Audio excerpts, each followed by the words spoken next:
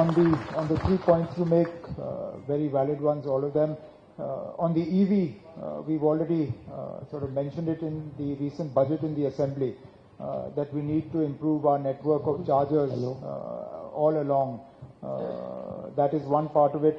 CNG is a little bit more problematic for us because we're not yet connected by pipeline to the rest of the country.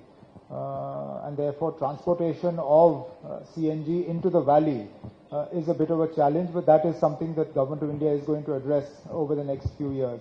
But in the meantime, the EV network will definitely get focused attention. That's one part of it. On the helicopter, sure, we are open. If anyone is interested, by all means, come forward. Currently, all we have is the subsidized service for local people in the winter to connect the disconnected areas. Otherwise, in summer, you just have the helicopters between Katra and Mata Vaishno Devi. During Amarnath Yatra, you have them between Pahalgam, Baltal and the Holy Cave. And currently, there is one private operator that is giving flights above Gulmarg, but that's it. So within the restrictions that are placed on us by our location close to the border, whatever is possible and any private interest that is there, we'll be happy to support. On the cable cars, again, point well taken. The one that you mentioned is in the pipeline, environmental clearance and forest clearance. Once that is there, we will go ahead. That will be one of the first ones. And then we're looking at other destinations. There's one in Pahalgam that is being looked at, others as well. My only limited sort of concern is that somehow, and this I noticed in the Assembly while the discussions were going on the tourism department, everybody seems to think that a gondola or a cable car is a magic sort of solution for attracting tourism, which is not the case. We constructed a few recently in Jammu and Kashmir, but they don't have nearly as much footfall as Gulmarg. So while some will be required for ease of access, Shankaracharya being one of them, sort of a mushrooming of cable cars or gondolas across Jammu and Kashmir, because suddenly that will do wonders for tourism, is also, I don't believe, the answer. We need to be selective and careful as to where we locate them so that they actually survive and make money rather than sort of disappear. Sir, Excellency, just a second. Excellency, the Honorable Civil Aviation Secretary had also mentioned about seaplanes. They could land in various lakes. हमारे पास उस तरह के झील है नहीं ना? नहीं, they need very little water. हमारे पास उस तरह के झील है नहीं. The lakes that we have, the bigger size ones, are linked to hydroelectric projects. That would not be easy. Yes, Mr. Kachru, no, before you, yes. Mr. Kachru is the Chairman Emirates of the Radisson Group of Hotels, and he is also the President of the Hotel Association of India. So, Mr. Kachru, Mike,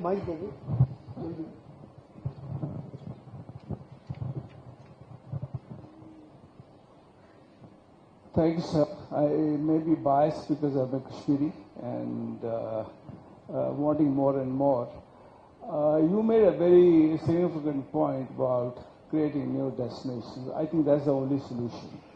Now, how soon do you think we'll be able to identify and notify which are new destinations? Because we want investors to come in and put in capital there.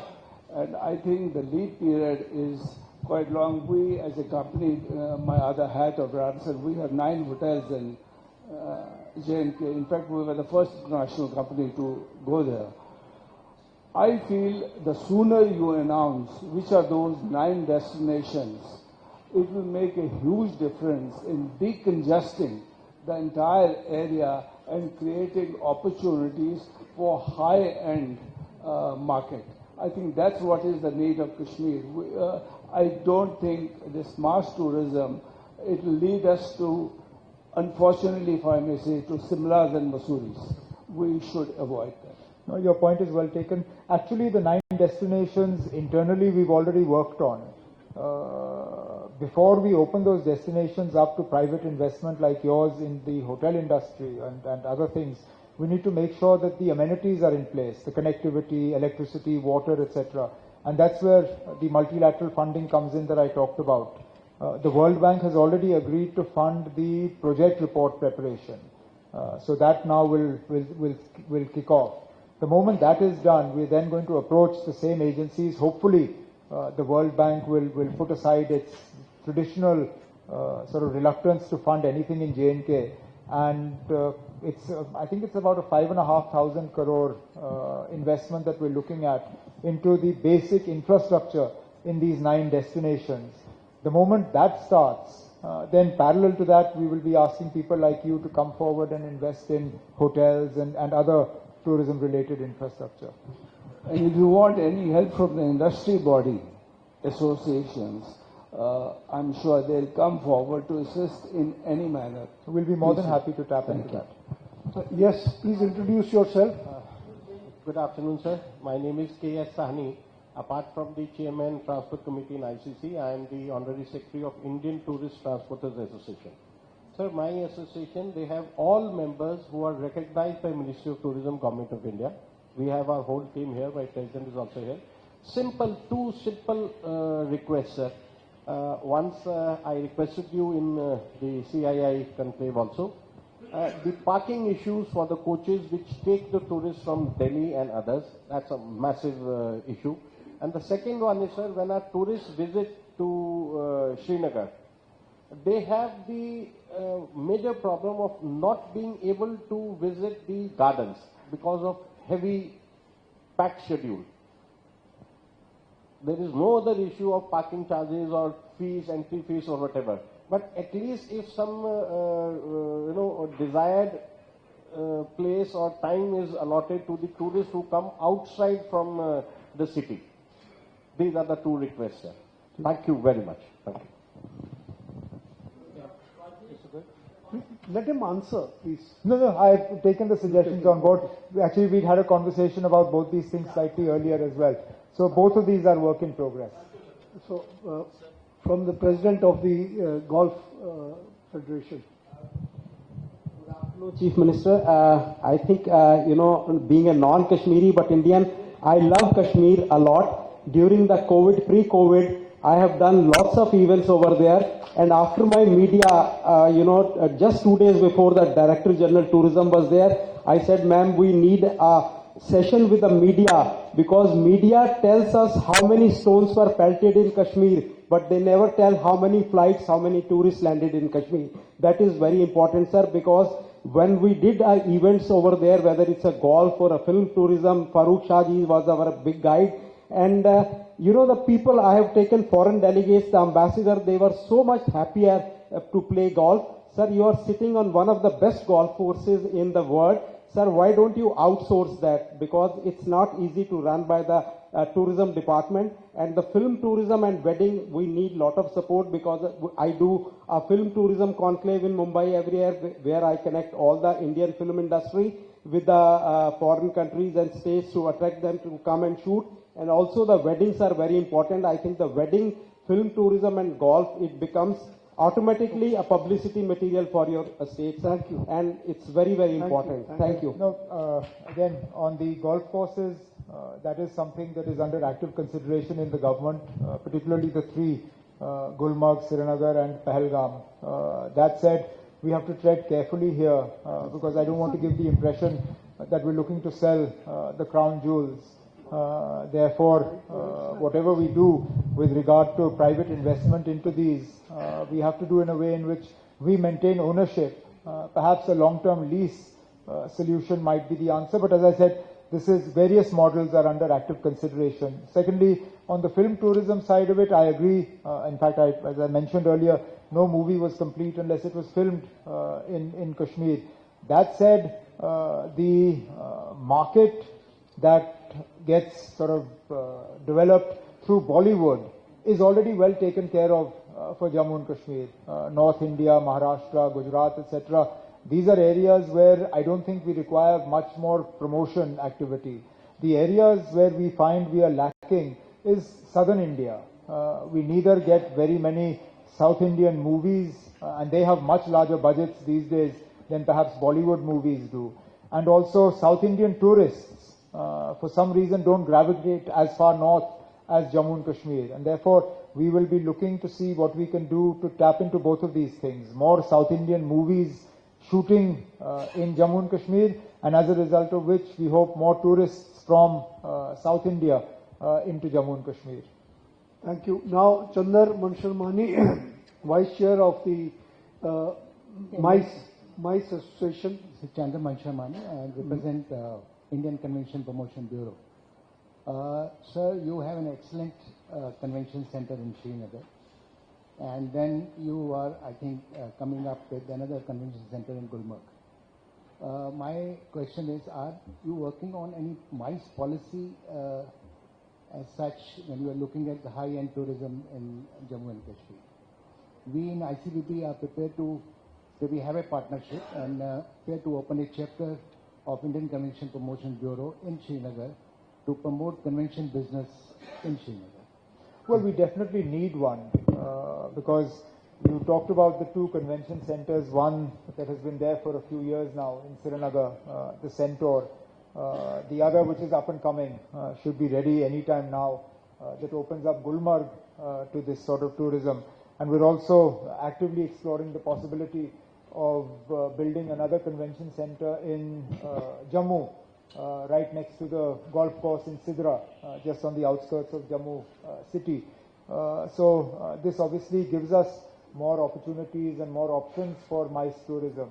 Now, any policy changes or policy inputs that are required, if you have any advice or a paper that you can share with me, we'll be more than happy to convert that into government policy. Yes, he's our chapter, tourism chapter from Hyderabad. So he's flown all the way for this convention. So he's a doctor. Excellency, I'm Dr. Dilip from Hyderabad. My brother is a producer, movie producer as well. You might be hearing about Pushpa movie. Yeah, he's one of the producer as well. So you're exactly the person I was talking about just now. My brother. Yeah, that's okay. You can pass on our message to him. That's what, sir. I will try to give you a message as well. Farooqji, last time I met him in Kashmir for the ICC event as well. I'll pass a message and I'll try to connect with the Farooq sir. And we have, so nowadays all the outbound happening to the Switzerland, sir. The beauty is that, as you said, the movie industry is forgetting Kashmir. All the business is going to out of the country, which has to be there in Kashmir, sir. So from South India, I can take an advice from Farooq sir and I can connect it, sir. Yeah. No, I think our responsibility also is to ensure that you have a smooth experience. I think Switzerland now has streamlined its processes to the point where it's almost automatic now, going there and getting things done. In fact, if I'm not mistaken, some film people have actually told me it's cheaper for them to take a smaller unit to Switzerland and film than it is to use a bigger unit here. And therefore, obviously the onus is on us to ensure that if we say we have a single window, then it's actually a single window, not a single window that leads to another window that leads to another window, yes, which unfortunately is more often than not how windows work here. From our side, one, we need to sort of attract. We will, sir. Obviously, like the one your brother is sort of a part of. Yes, sir. But then we also need to make sure that our systems are such that the experience is smooth enough for you. And that is something we can connect with the government of Telangana as well, sir. So we have Vandana from Hindustan Times. Come forward, we can see you. Yeah. Ask the question now. Hi, sir. Brinda from Hindustan Times. So my two questions. First, you said that, Kashmir was known for, of course, other things before. But, internationally, there's still a perception, especially with like a lot of countries like US and all giving advisories to their citizens before they travel to Jammu and Kashmir, right? So is there something that the government is working along with the MEA to sort of reduce these sort of advisories? And secondly, is there a new tourism policy on horizon? Because the 2020 was, I think, before the abrogation and was by the previous government, right? It wasn't under your government. So is that something that you are planning along with your government inside? Well, second question first. We will review the the tourism policy in light of whatever has happened in Jammu and Kashmir in terms of the tourist arrivals, as I said earlier, the need to reposition Jammu and Kashmir, and whether that means that we need an entirely new tourism policy or the tourism policy that we already have just needs to be tweaked a bit. That's something that we'll look at. On the first part of your question, which I think is a very important one, and this leads me into basically what Government of India has been saying, which is that Jammu and Kashmir now is entirely normal. I think the proof of the pudding is in the eating. We have to convince the international community that Jammu and Kashmir is normal. It's no point telling us. We see what Jammu and Kashmir is. Very well said. So you should